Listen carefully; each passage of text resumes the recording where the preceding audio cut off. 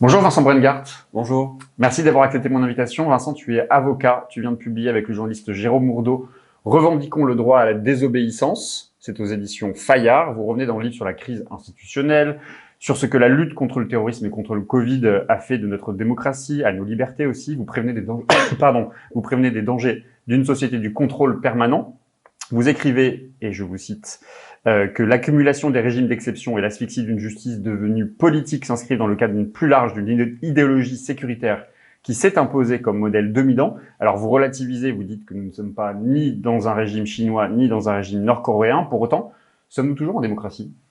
C'est la question que pose véritablement ce livre, parce que on est parti d'un constat assez simple que beaucoup de personnes, en tout cas aussi chez une certaine frange de la population, tentent à critiquer ce qui peut être assimilé à une forme de dérive autoritaire, mais que peu de personnes maîtrisent véritablement les outils et les manifestations de cette dérive autoritaire. Donc on a véritablement conçu ce livre comme étant un outil de réflexion à travers des exemples extrêmement concrets, non seulement législatifs, mais aussi judiciaires, pour montrer comment est-ce que le droit est en train d'être un droit d'exception aussi, et une dérive qui effectivement pose une question sur le point de savoir si il y a véritablement encore une démocratie, non seulement sur les aspects judiciaires, mais aussi sur les aspects institutionnels et liés au dysfonctionnement du Parlement et des contre-pouvoirs. On va y revenir évidemment en détail sur ce que vous racontez dans le livre, mais ce soir, il y a un nouveau conseil de défense qui doit se réunir pour prendre peut-être des nouvelles mesures restrictives concernant l'évolution de la crise sanitaire.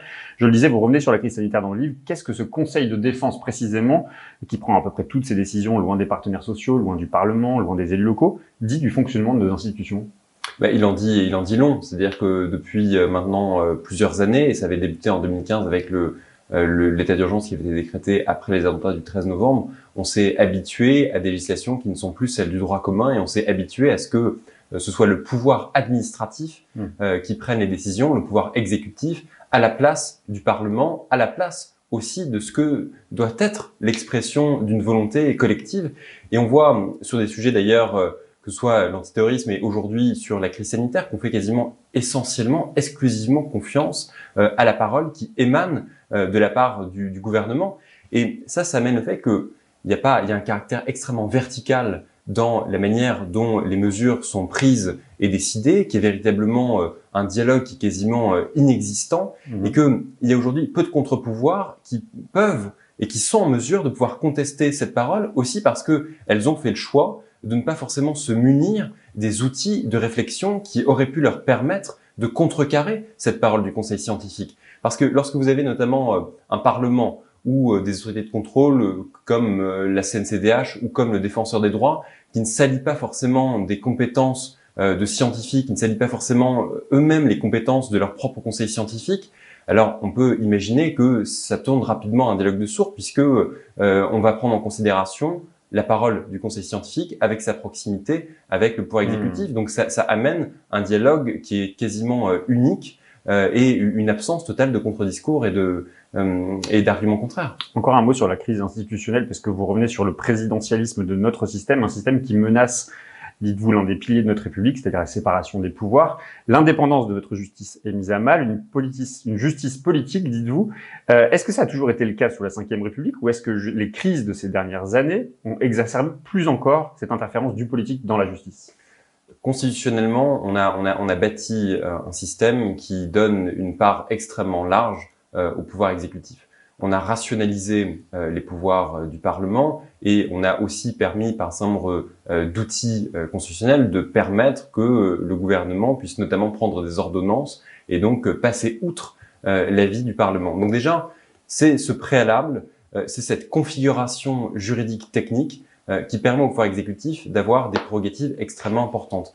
Et ces dernières années, aussi parce que vous avez une incarnation de plus en plus personnelle du pouvoir, et que on a le sentiment finalement que on attend presque systématiquement la figure du sauveur, la figure du leader. Vous avez une incarnation du pouvoir qui profite à cette dérive institutionnelle, et qui profite à ce que le pouvoir émane soit d'une structure, à savoir la structure exécutive, ou alors plus directement du président de la République. Et on a vu à travers les différents quinquennats que c'est une dérive qui s'est accrue aussi parce que c'est leur conviction, c'est-à-dire une conviction d'avoir la nécessité d'hommes forts ou de femmes fortes face à ce que nous traversons, les différentes crises, que ce soit la crise contre la menace terroriste ou aujourd'hui la crise sanitaire, mais ça nous mène à une impasse démocratique totale.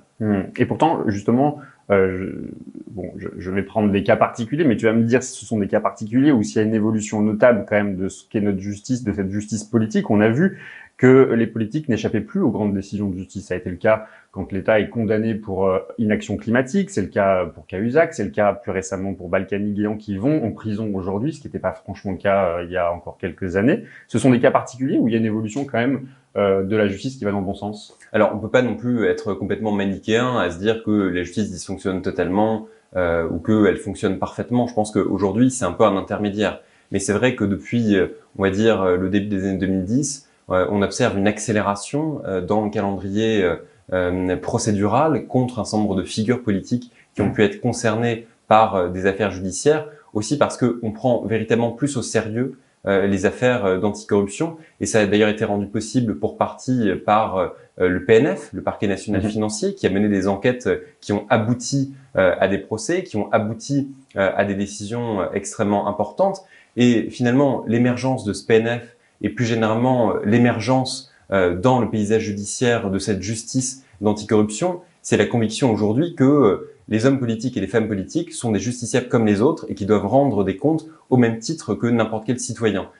Mais ce qu'on peut observer malgré tout, c'est que, on l'a vu d'ailleurs pour ce qui s'est passé pour Monsieur Balkany ou pour d'autres, on a le sentiment finalement que la justice peine parfois à être véritablement une justice qui s'applique de façon complètement égale. Et je dirais même que parce qu'il y a une maîtrise de l'outil médiatique, et ça revient aussi avec toute cette problématique qui est liée aujourd'hui aux médias et à la parole qu'ils peuvent donner, eh bien, on a le sentiment finalement qu'il y a une forme de banalisation des mises en examen, une forme de banalisation des condamnations, et on l'a bien vu d'ailleurs dans la propre défense qu'a mis en place Nicolas Sarkozy, où dès le départ, il a critiqué les juges en disant finalement les juges étaient presque un pouvoir politique et c'est ce pouvoir politique qu'il condamnait. Donc je pense que il y a un mouvement qui est un mouvement extrêmement favorable qui tend donc à une meilleure prise en compte des comportements d'atteinte à la probité, mais qu'on doit véritablement faire attention à ce que la justice reste tout à fait intacte et surtout à ce qu'on tire toutes les conséquences, non seulement judiciaires, mais aussi publiques, des condamnations qui peuvent être rendues. Vous revenez, vous consacrez même un chapitre à la société sécuritaire, vous parlez de la construction d'un consensus. Ce consensus, j'ai un peu vécu ça, en tout cas je l'ai un peu lu comme étant un peu la stratégie du choc de Naomi Klein, c'est-à-dire que nous vivons un tel désastre, effondrement climatique, risque terroriste, pandémie, qu'on est prêt à accepter l'inacceptable. C'est ça le consensus, l'acceptabilité sociale de la privation finalement de nos libertés? C'est exactement ça. Je pense qu'il y a plusieurs facteurs, alors qui dépassent d'ailleurs la sphère sociale, la sphère judiciaire ou juridique, qui font qu'il y a un effet de sidération. Il y a un effet de sidération face à la menace sanitaire où on a le sentiment finalement que il y a une imprégnation extrêmement forte, un enracinement de la Covid-19 qui fait que on en a marre collectivement. Et parce qu'on en a marre, eh bien, on pense que c'est le pouvoir exécutif qui nécessairement peut avoir les réponses. Et de la même manière, sur les aspects sécuritaires, on est presque biberonné de façon permanente par certains médias, par des images d'insécurité qui nourrissent un sentiment d'insécurité qui parfois est complètement fictif.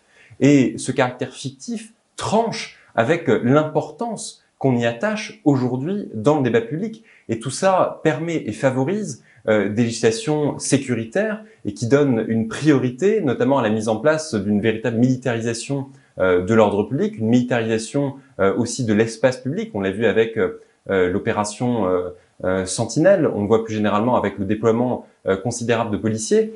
Et à chaque fois à rebours, c'est-à-dire que non seulement vous avez un déploiement qui est, si je puis dire, un indice extrêmement néfaste d'un point de vue démocratique, et en plus c'est un indice qui tranche avec le manque de moyens d'autres corps de la fonction publique. Je pense notamment évidemment aux hôpitaux, je pense aussi aux fonctionnaires aujourd'hui de justice et les magistrats qui se plaignent d'un manque de moyens, mais il y a un contraste saisissant entre les effectifs policiers et les 70 € qu'on consacre par citoyen à la justice, alors même que ça devrait être un pouvoir fondamental. En même temps, quand les citoyens se rebellent, manifestent leur désapprobation et dénoncent les dérives sécuritaires, les injustices, les violences policières, on pourrait aussi évoquer les interpellations d'ailleurs de militants qui secourent les exilés. Il y a une criminalisation du militantisme encore aujourd'hui?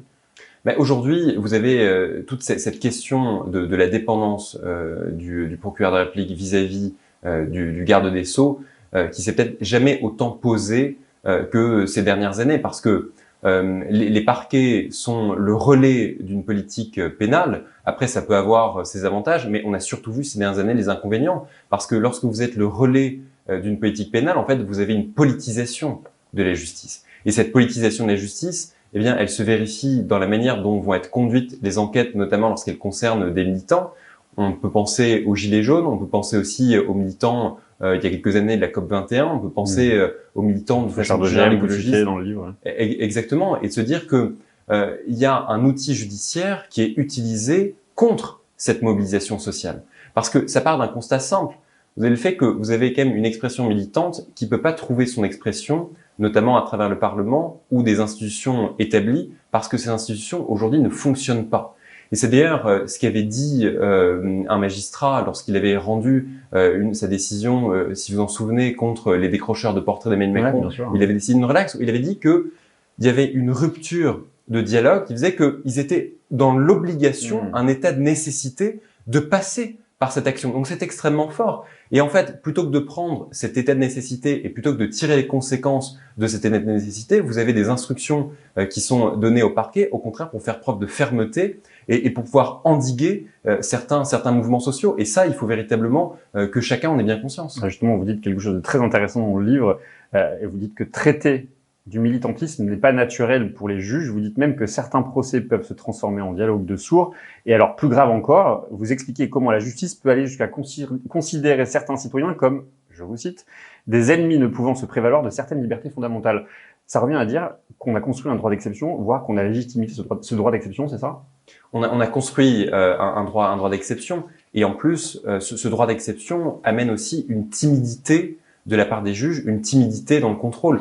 On l'a vu face aux juges administratifs, que ce soit dans le contrôle d'ailleurs des mesures qui avaient été prises dans le cadre de l'état d'urgence antiterroriste, ou aujourd'hui dans le cadre de la lutte contre la menace sanitaire, où là encore, finalement, il donne c'est presque parole d'évangile de la part du gouvernement, et il y a une incapacité à pouvoir opérer ce contrôle. Et de la même manière, face aux juges judiciaires, vous avez une difficulté à pouvoir appréhender le fait militant autrement que sous un aspect éventuellement pénal ou l'aspect que le parquet a voulu imprimer. Et ça tient principalement à deux choses. La première, c'est que depuis des années, on a considéré qu'il y avait un principe, qui est d'ailleurs évidemment qui figure dans le code pénal, qui est celui de l'indifférence des mobiles, qui fait que parce qu'il y a cette indifférence des mobiles, on ne devrait pas du tout prendre en considération le fait politique. Sauf que il y a plein de décisions qui sont complètement contradictoires, et je pense notamment à ce qui s'était passé pour les Femen et les faits qui s'étaient déroulés au musée Grévin lorsque une des Femen s'était pris à la statue de Poutine, où la Cour de cassation par la suite avait admis qu'il pouvait y avoir une prise en considération de la démarche politique. Mais on voit que cette prise en compte de la démarche politique, qui est notamment admise par la Cour européenne des droits de l'homme, est difficilement admise par les juges. Donc c'est le premier facteur. De plus en plus en France, vous avez l'air de dire quand même dans le livre que de plus en plus quand même la France se réfère quand même à ce que dit et les décisions qui sont prises par la Cour européenne des droits de l'homme, non?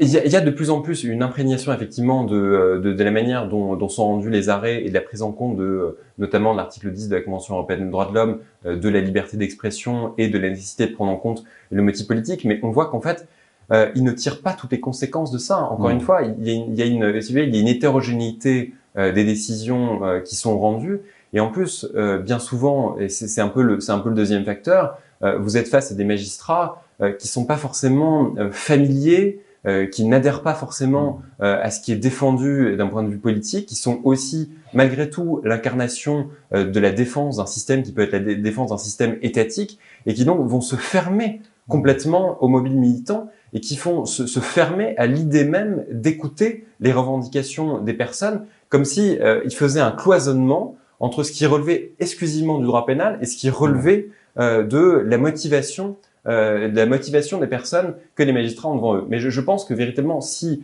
nous raisonnons comme ça ne peut qu'amener aussi à un discrédit des juges, à un discrédit de la justice, parce qu'elle a une fonction sociale, une fonction aussi d'écoute face à ce qui s'impose depuis des années, à savoir une montée en puissance de ces revendications qui sont des revendications plurielles, aussi compte tenu de ce qu'on disait tout à l'heure, et de ce présidentialisme extrêmement fort qui fait qu'aujourd'hui, il n'y a plus véritablement beaucoup de voix, puisque le Parlement ne fonctionne pas, les autres contre-pouvoirs ne fonctionnent pas, et que si je puis dire, la désobéissance ou si la revendication collective n'existe plus, eh bien, ça pose véritablement une question quant à la vitalité de notre démocratie.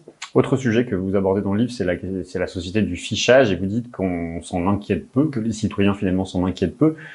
Pourquoi s'en inquiéter à partir du moment où finalement, dès lors qu'on prend une carte à puce pour les transports en commun, qu'on a une carte de sécurité sociale, un passeport, une carte d'identité, un smartphone, toutes les données sont dans le smartphone, pourquoi on devrait s'en inquiéter puisqu'on sait déjà qu'on y suit la trace à peu près partout? Mais de façon assez curieuse, il y a encore, j'allais dire quelques dizaines d'années, le domicile était un lieu complètement inviolable. J'entends par là que on attachait une importance au domicile parce que c'était l'endroit de la vie privée, c'était la personnalisation presque de la vie privée, une enceinte à préserver.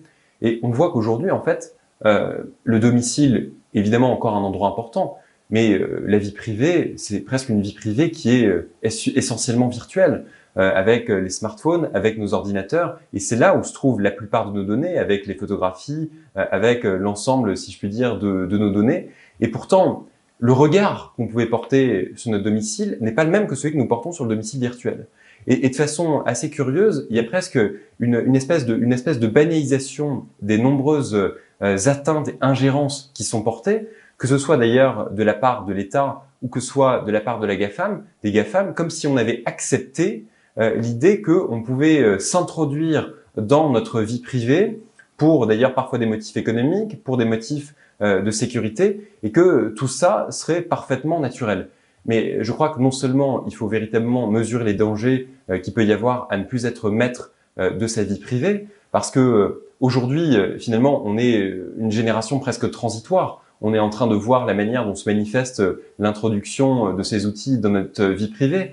Mais demain, qu'est-ce que ça va être? Ça va être de se dire que l'ensemble de nos comportements vont être des comportements répertoriés, qui vont faire l'objet d'algorithmes, qu'on va deviner les produits de consommation dont vous avez besoin. C'est déjà un peu le cas, mais ça le sera encore davantage demain. Qu'on va aussi deviner quelles sont vos intentions politiques, la manière dont vous votez, qu'on va deviner quelles sont vos habitudes de consommation, et pour faire finalement de l'individu qui avant devait être un citoyen, qui est aussi un citoyen politique, juste une bête à consommer.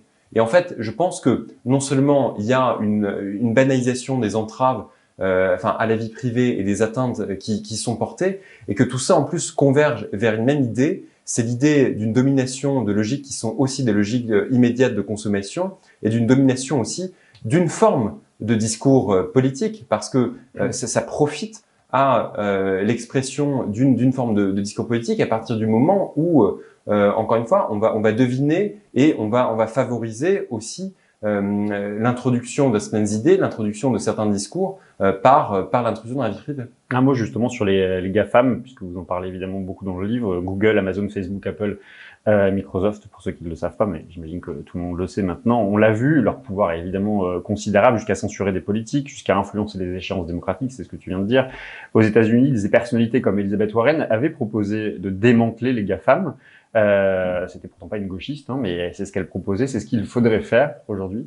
Je pense qu'en tout cas, on doit absolument avoir une réflexion collective immédiate par rapport au rôle des GAFAM, parce que déjà, l'État joue difficilement son rôle. Vous avez des autorités de contrôle comme la CNIL, mais avec des moyens qui sont extrêmement limités, et des moyens qui sont non seulement limités, et en plus, une prise de pouvoir de la part des GAFAM qui a en miroir inversé la faiblesse aussi du pouvoir étatique face à ces structures économiques qui sont des structures dominantes et qui pour certaines d'ailleurs égalent ou dépassent le PIB de différents pays à travers le monde. Et donc il y a aujourd'hui une réalité qui est celle de ce renversement de pouvoir d'États qui sont d'ailleurs, qui sont un peu, si je puis dire, pris en otage par cette mondialisation presque outrancière, et qui fait que cette perte du pouvoir de la même manière, les GAFAM augmentent leur propre pouvoir d'influence, l'État se retrouve entre les deux. Au départ, il y a eu presque, si je puis dire, un mouvement d'émancipation au nom aussi de la liberté économique. Mais je crois qu'aujourd'hui, on a véritablement plus que tous les indices pour comprendre que on est encore à une étape où le retour en arrière est possible, ou en tout cas où on est toujours en capacité de pouvoir limiter le pouvoir néfaste d'influence des GAFAM. Et ça, je pense que il faut véritablement que chacun se l'approprie, parce que c'est pas dans 10 ans que on pourra encore se poser la question de savoir si nous avons encore une possibilité d'agir. Vous parlez dans le livre des signaux faibles, un mode de surveillance numérique qui consiste non pas à cibler des personnes, mais à repérer une masse de métadonnées d'éventuelles menaces. Qu'est-ce qu'il y a derrière ce concept, puisque vous écrivez qu'avec l'arrivée d'Internet et de l'augmentation des puissances de calcul des ordinateurs, ce concept, cette théorie, prend une toute autre ampleur? Mais ce concept, c'est de se dire que, notamment face à la menace antiterroriste et face à des menaces qui imprègnent de plus en plus la société, ou du moins en tout cas dans la présentation qui en est faite, eh bien, le signal faible, c'est de se dire que parce que vous êtes face à une menace qui est presque diffuse, eh bien, ça diminue les signaux qui vont permettre à la justice, aux autorités administratives de déclencher des mesures ou de déclencher l'arme judiciaire. Et on l'a bien vu d'ailleurs à travers la fermeture des mosquées, à travers aussi les mesures qui pouvaient être prises à l'encontre d'un certain nombre d'acteurs cultuels, où finalement, là où il y a quelques années, on disait c'est l'existence d'une procédure judiciaire qui va permettre de caractériser un trouble à l'ordre public, aujourd'hui c'est des discours qu'on va prêter à telle ou telle structure, c'est aussi un changement de comportement individuel de telle ou telle personne qui se met à porter la barbe, qui se met à porter une djellaba alors qu'elle ne portait pas il y a quelques années. Et ça va déclencher de la part du pouvoir administratif, eh bien, une réaction. Et nous, véritablement, on l'a vu. C'est-à-dire que depuis 6 ans, moi que je traite ces questions, j'ai vu la manière dont le droit avait évolué et la manière dont le contrôle du juge administratif avait évolué, où vous avez une baisse d'intensité de ce qui peut permettre les mesures qui se vérifient dans la manière dont le juge va contrôler les mesures attentatoires aux libertés individuelles, où finalement la finalité, que ce soit d'ailleurs de lutte contre la menace terroriste ou de lutte contre la menace sanitaire, devrait justifier toutes les dérives. Et ça, je crois que c'est un peu cette politique du signal faible qui est en train aujourd'hui de gagner complètement le droit commun. Il y a quelques années, on disait que le droit commun était en train de devenir un droit d'exception. Et je crois que maintenant, en fait, il faut dépasser ce constat. On n'est plus simplement au fait que le droit d'exception a gagné le droit commun. On est là aux effets, aux conséquences psychologiques que ça peut entraîner aussi collectivement. Et ça, on essaie de le décrire et on essaie évidemment de tirer la sonnette d'alarme. J'ai une dernière question pour toi, Vincent. Finalement, quand on lit ce livre, on a le sentiment que le danger demain, ça n'est pas les guerres qu'on connaît, ça n'est pas les guerres de l'espace qu'on nous promet, mais le numérique. En tant que projet de gestion du monde, il faut arriver aux toutes dernières lignes du livre pour trouver une petite note d'espoir. Vous dites que nous devons nous rééduquer à la saveur de la liberté, à celle de l'intime. Alors ça passe par quoi ? Alors que précisément, on est aujourd'hui de plus en plus dépendant des nouvelles technologies et du numérique. Mais je pense que ça passe déjà par une prise de conscience collective qui est vraiment impérative. C'est-à-dire que là, on est en train de voir une société qui tend non seulement évidemment vers une société de surveillance généralisée, qui tend vers un État de plus en plus autoritaire, mais avec, si je puis dire, un désintérêt d'une grande partie de la population qui est sidérant, parce que moi j'ai le sentiment, même parfois, vous savez, dans la vie collective, lorsque on échange avec certaines personnes, que finalement il y a un individualisme aussi qui devient un individualisme dominant, qui fait que les considérations collectives n'intéressent presque plus personne et que chacun cherche à plaider pour sa propre paroisse, chacun cherche à protéger son précaré. Sauf que, je veux dire, la Déclaration universelle des droits de l'homme, c'est pas un vain mot universel des droits qui doivent s'imposer. Et je crois que on a une expérience qui permet, à travers ces dernières années, de voir que les droits de l'homme sont pas si absolus que ça. Et c'est ce caractère absolu qui est en train d'être fragilité, qui est en train de disparaître aussi, et il disparaît à mesure de l'imposition dans le débat public de paroles qui sont de plus en plus extrêmes. Je veux dire, notamment Éric Zemmour, je veux dire, sa simple candidature était quelque chose qui était impensable il y a quelques années. Et on lui offre une place médiatique qui est tout aussi impensable. Et ça, c'est une responsabilité collective. Et je pense que de ce point de vue, il y a un lien aussi direct avec toutes ces législations ultra sécuritaires que nous avons fait depuis plusieurs années et avec une part grandissante des prérogatives qui sont données au pouvoir exécutif pour se dire que ça profite à des personnalités de ce type, ça profite à des discours de ce type parce que c'est ce que nous mettons en place. Donc non seulement il y a des conséquences directes par rapport à nos libertés, et en plus évidemment il y a des conséquences politiques parce que demain, vous imaginez que si déjà on est face à une succession d'états d'exception, qu'est-ce que ce sera si jamais on a un parti extrémiste au pouvoir? Et là, pour le coup, le retour en arrière sera définitivement irrévocable. Et je pense que personne n'a envie de vivre sous une telle société. Merci beaucoup Vincent. Pourquoi on en est arrivé là finalement? Il y a à peu près toutes les étapes vers lesquelles justement nous sommes arrivés pour comprendre ce système qui est le nôtre, un système où on ne s'aperçoit plus de la réduction de liberté. Et donc ce livre, il faut absolument le lire, Revendiquons le droit à la désobéissance, aux éditions Fayard. Et on retrouve aussi tes tribunes que tu nous fais le plaisir d'écrire dans Regard régulièrement pour ceux qui veulent s'y référer. Merci à toi. Merci.